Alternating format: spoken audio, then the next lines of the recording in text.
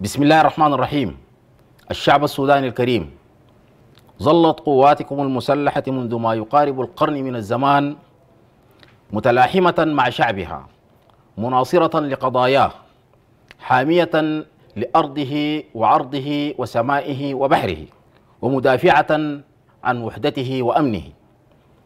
تشكلت هذه القوات وتكونت واستمدت قوتها وشرعيتها من صوت وهتاف الشعب، شعب واحد جيش واحد. تؤكد قواتكم المسلحة وقيادتها التزامها التام بمجريات العملية السياسية الجارية، والتقيد الصارم والتام بما تم التوافق عليه في الاتفاق الإطاري الذي يفضي إلى توحيد المنظومة العسكرية وقيام حكومة بقيادة مدنية فيما تبقى من المرحلة الانتقالية لحين قيام الانتخابات بنهايتها.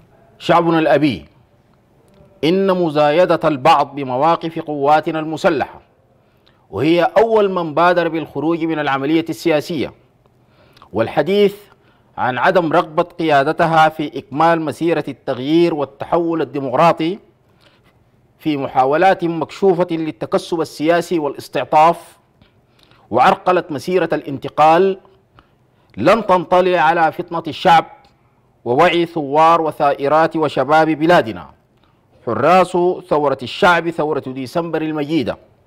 ومن هذا المنطلق نؤكد لشعبنا أن قواته المسلحة ستبقى أملا مستداما ومرتجى ورفيقا وفيا لاستكمال مسيرة الثورة. عاش شعبنا السوداني حرا أبيا، عاش نضال ثوار بلادنا الغالية، عاشت قواتكم المسلحة حامية للبلاد وناصرة لشعبها الأبي، والله الموفق والمستعان.